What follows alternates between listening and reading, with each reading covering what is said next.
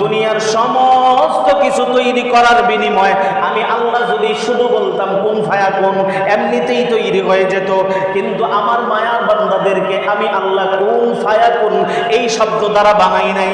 আমি আমার বান্দার আকার আকৃতি কমপক্ষে আমি 50,000 বছর চিন্তা ফিকির করে বান্দার 50,000 বছর আগে রিজিক লিপিবদ্ধ করে দিয়েছি, তার স্ট্রাকচার তৈরি করেছি।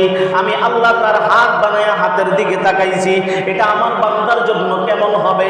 আমার বান্দার চেহারা বানাইয়া নিজ কুদরতি হাত দ্বারা আমি চেহারা বানাইয়া আমি আমার বান্দার চেহারার দিকে তাকাইছি। আমার বান্দার জন্য এই চেহারাটা কতটুকু ভালো হবে এবং সৌন্দর্য হবে। আমি আল্লাহ আমার বান্দাকে নিজ হাতে তৈরি করলাম। আমি আল্লাহ আমার বান্দার তামাম আকৃতি নিজ হাতে তৈরি করলাম। ফেরেশতাদের সাহায্যে কুদরতের মাধ্যমে আমি কুন ফায়াকুন বলে আমার বান্দাকে বানাই নাই।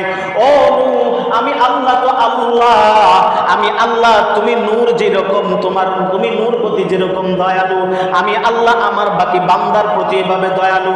তুমি আমার কাছে দোয়া করা মাত্রই দোয়া কবুল করে ধ্বংস করে দিলাম।